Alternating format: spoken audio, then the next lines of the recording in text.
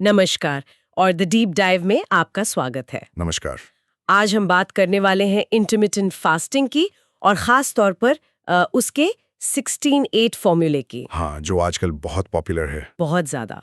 हमें जो आर्टिकल्स और नोट्स मिले हैं वो इसे वजन घटाने का एक लगभग जादुई तरीका बताते हैं, जिसमें न कोई खास डाइट है न जिम।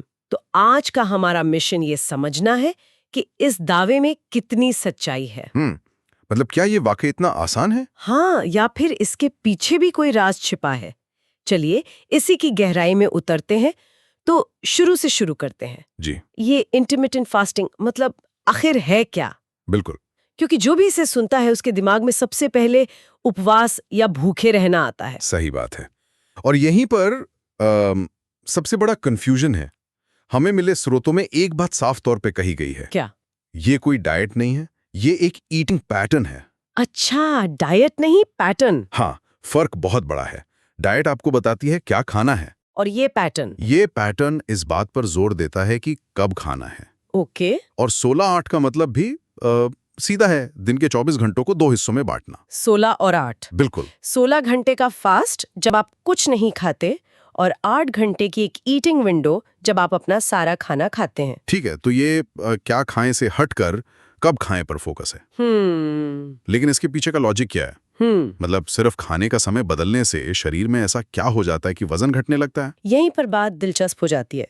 देखिए, हमारे शरीर को लगातार खाते रहने की आदत पड़ गई है। हाँ, हर 2-3 घंटे में कुछ ना कुछ। बिल्कुल। इससे होता यह है कि हमारे शरीर में इंसुलिन नाम का एक हार्मोन हमेशा बढ़ा रहता है। अच्छा।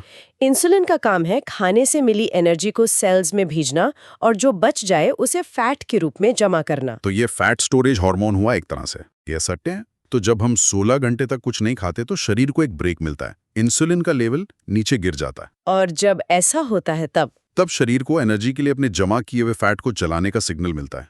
हाँ। इसे आप एक तरह का नेचुरल रीसेट बटन समझ सकती हैं। मतलब ये शरीर की फैक्ट्री को थोड़े समय के लिए बंद करके? बिल्कुल, उसकी सफाई करने जैसा है। सुनने में तो काफी सीधा लग रहा है, लेकिन असल जिंदगी में इसे कैसे किया जाए? 16 घंटे भूखे रहने का ख्याल ही डरावना लगता है। लेकिन ये उतना मुश्किल नहीं जितना सुनाई देता है। कैसे? क्योंकि इसका एक बड़ा हिस्सा आपकी नींद में ही गुजर जाता है। हाँ, ये भी है। जो नोट्स हमें मिले उनमें एक बहुत ही सरल उदाहरण था। मान लीजिए आपने रात का खाना 8 बजे खत्म कर लिया। ठीक है। तो बस आपको अगले दिन का पहला खाना दोपहर 12 बजे खाना है। रात 8 से सुबह 8 और फिर 4 घंटे और हो गए 16 घंटे। या फिर बिल्कुल कुछ नहीं? ये बहुत जरूरी सवाल है, क्योंकि सुबह उठकर चाय के बिना तो कई लोगों का दिन ही शुरू नहीं होता। और यहीं पर अक्सर लोग गलती कर बैठते हैं। स्रोतों के मुताबिक आप बिना कैलोरी वाली चीजें ले सकते हैं, जैसे पानी, ब्लैक कॉफी या ब्लैक टी। लेकिन शर्त सख्त है। क्या शर्त? न चीनी, न दूध, न कोई और चीज जिसमें कैलोरी हो। 1 मिनट, मतलब चाय में जरा सा दूध भी नहीं? बिल्कुल नहीं। क्या उससे सच में इतना फर्क पड़ जाता है? हाँ, और यही इसका असली राज है। जैसे ही आपके शरीर में 10-15 कैलोरी भी जाती हैं, खासकर दूध या चीनी से, तो इंसुलिन को एक सिग्नल मिलता है, वो तुरंत एक्टिव हो जाता है और आपका फैट बर्निंग मोड बंद हो जाता है। ओह, मतलब उपवास वहीं टूट गया। एग्जैक्टली, आपका उपवास वहीं टूट जाता है। तो वो 16 घंटे का अनुशासन ही इसकी बुनियाद है। समझ गई।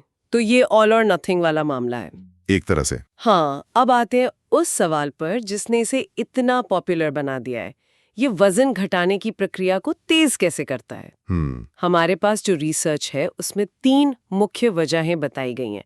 पहली तो इंसुलिन वाली है जो हमने समझ ली। हाँ। लेकिन बाकी 2 क्या है? दूसरी वजह बहुत ही व्यावहारिक है, कैलोरी में अपने आप कमी। वो कैसे?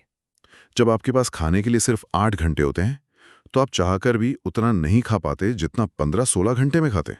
अच्छा, हाँ, देर रात की मंचिंग, शाम के स्नैक्स, वो सब बंद। बिल्कुल, आपको बैठकर एक-एक कैलोरी गिनने की जरूरत नहीं पड़ती। ये एक तरह से आपके खाने पर समय का अनुशासन लगा देता है। ये बात तो सही है। कई बार हम भूख से नहीं, बोरियत से खाते हैं। एग्जैक्टली। तो ये उस आदत पर लगाम लगाता है। और तीसरी वजह मेटाबॉलिज्म से जुड़ी है। ओके। कई सख्त डाइट्स में जब हम बहुत कम कैलोरी लेते हैं तो हमारा शरीर स्टार्वेशन मोड में चला जाता है। हाँ, और मेटाबॉलिज्म धीमा कर देता है। बिल्कुल, ताकि एनर्जी बचाई जा सके। लेकिन इंटरमिटेंट फास्टिंग के साथ ऐसा नहीं होता। अच्छा। रिसर्च के अनुसार शॉर्ट टर्म फास्टिंग असल में मेटाबॉलिज्म को थोड़ा बढ़ा भी सकती है। वाह। ये शरीर को भूखा नहीं रखती, बल्कि उसे एनर्जी के दो स्रोतों, खाने से मिली एनर्जी और जमा हुए फैट के बीच स्विच करना सिखाती है। वाह। मतलब ये सिर्फ कैलोरी घटाने का खेल नहीं है। नहीं। ये शरीर के हार्मोन्स और मेटाबॉलिज्म को साधने का तरीका है। बिल्कुल। शायद इसीलिए इसे एफर्टलेस वेट लॉस कहा जाता है। लेकिन यहीं पर मेरा एक सवाल है। पूछिए। मान लीजिए किसी ने 16 घंटे फास्ट किया और फिर 8 घंटे की विंडो खुलते ही पिज्जा, बर्गर और आइसक्रीम खा ली। हाँ। क्या तब भी ये काम करेगा? क्या बात है, आपने उस नब्स पर हाथ रखा है जहां ज्यादातर लोग चूक जाते हैं। तो और स्रोतों में इस पर खास ध्यान दिया गया है। सैद्धांतिक रूप से आप कुछ भी खा सकते हैं, लेकिन अच्छे नतीजों के लिए अगर आपको अच्छे नतीजे चाहिए तो वो 8 घंटे की विंडो कुछ भी खाओ का लाइसेंस नहीं है। इसके लिए 3 बहुत ही सरल लेकिन असरदार नियम बताए गए हैं। हाँ, ये नियम जानना बहुत जरूरी है। नियम नंबर 1, अपना फास्ट हमेशा प्रोटीन से भरपूर भोजन से तोड़ें। प्रोटीन से जैसे? यानी आपका पहला मील पनीर, चना, अंडे, दाल या चिकन जैसा कुछ होना चाहिए। इसके पीछे क्या लॉजिक है? विज्ञान यह है कि 16 घंटे बाद आपका शरीर इंसुलिन के प्रति बहुत संवेदनशील होता है। ओके। अगर आपने उसे सीधे तौर पर कार्ब्स या चीनी दे दी तो इंसुलिन का स्तर तेजी से बढ़ेगा और फैट बर्निंग तुरंत बंद हो जाएगी। प्रोटीन धीरे धीरे पचता है, आपको भरा हुआ महसूस कराता है और इंसुलिन को स्थिर रखता है। तो पहला मील एक तरह से लैंडिंग को कंट्रोल करने जैसा है, आराम से और धीरे धीरे। बिल्कुल सही समझा आपने। ठीक है। और दूसरा नियम? नियम नंबर 2, आपके हर बड़े भोजन में प्लेट का आधा हिस्सा सब्जियों से भरा होना चाहिए। आधा हिस्सा? हाँ, और ये सिर्फ विटामिन्स और मिनरल्स के लिए नहीं है। सब्जियों में फाइबर होता है और कैलोरी कम। तो पेट भर जाता है कम कैलोरी में? बिल्कुल, वो आपकी प्लेट को भर देती हैं, जिससे आप कम कैलोरी में भी संतुष्ट महसूस करते हैं। ये आपको ज्यादा अनाज या अनहेल्दी चीजें खाने से बचाता है। और तीसरा नियम डिनर से जुड़ा है ना? बिल्कुल।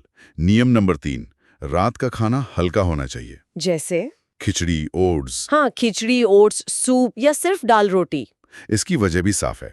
भारी डिनर को पचाने में शरीर को बहुत मेहनत करनी पड़ती है, जिससे नींद खराब होती है। नींद की क्वालिटी खराब होती है और जब आप सोते हैं तो शरीर का काम खुद को रिपेयर करना होता है, न कि भारी भोजन को पचाना। सही बात है। हल्का डिनर इस रिपेयर प्रोसेस में मदद करता है। इन 3 नियमों को सुन के लगता है कि ये कोई रॉकेट साइंस नहीं है। नहीं है। ये वही बातें हैं जो हम हमेशा से सुनते आए हैं, बस उन्हें 8 घंटे की विंडो में फिट करना है। बिल्कुल।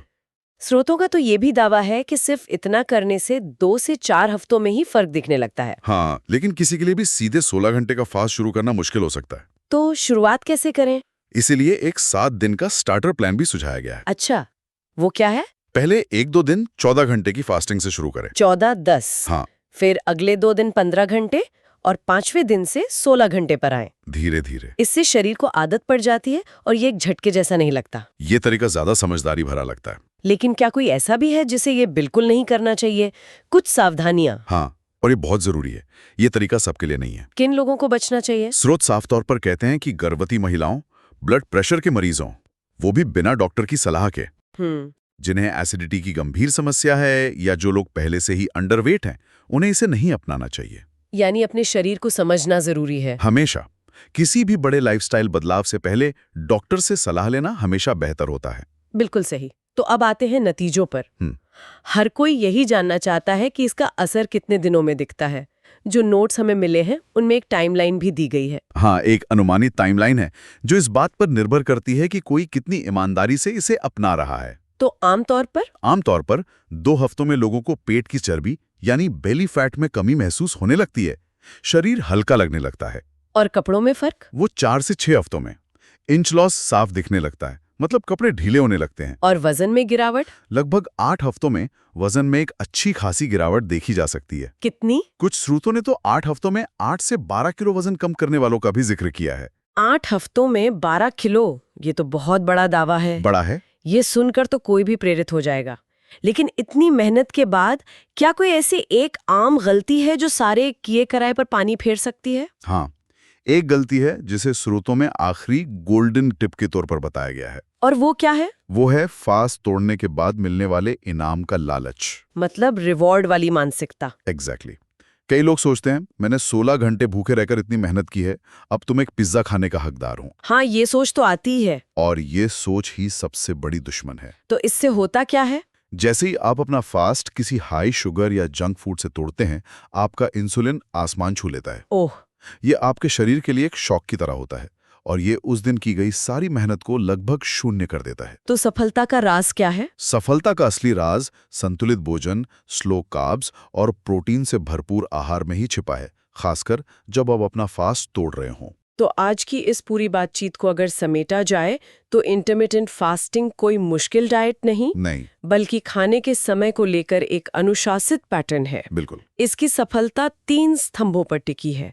16 घंटे की फास्टिंग से इंसुलिन को शांत रखना, सही। 8 घंटे की विंडो में स्वाभाविक रूप से कम कैलोरी लेना, और सबसे जरूरी उस विंडो के दौरान समझदारी से खाना चुनना। बिल्कुल। और यहाँ मैं श्रोता के लिए एक आखिरी विचार छोड़ना चाहूंगा। जरूर। इन सभी स्रोतों में कब खाना है इस पर बहुत जोर दिया गया है, लेकिन जो आखिरी सलाह है वो हमें याद दिलाती है कि क्या खाना है यह भी उतना ही, बल्कि शायद उससे भी ज्यादा जरूरी है। तो असली चुनौती सिर्फ घड़ी देखने की नहीं है।